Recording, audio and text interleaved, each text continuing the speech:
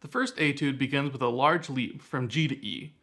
This may seem difficult at first, but we can practice it by shortening this interval and making sure we're playing with our best sound on maybe G to A. And when that is perfect and easy, we move on to G to B, G to C, and so on. Eventually, we want to expand this to the octave, slurring from G to G, because if the octave is comfortable and secure, G to E will be a piece of cake.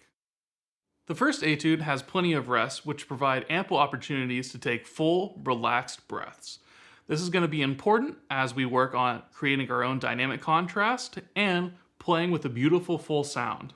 It's also important to remember, since the only dynamics marked in this etude are piano and forte, with some decrescendos and crescendos, that the piano doesn't have to be too soft.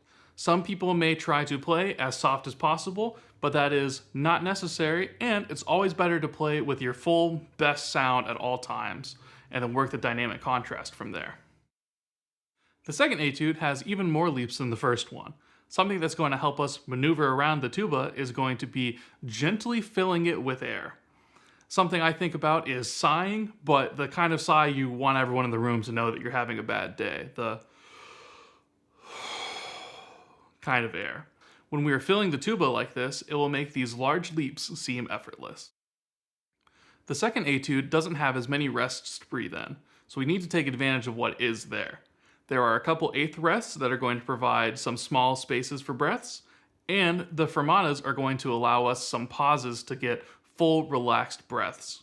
Something else we can do to create our own space is to play with time a little bit, push and pull the tempo to allow us some very musical holes for us to breathe and continue making these large phrases.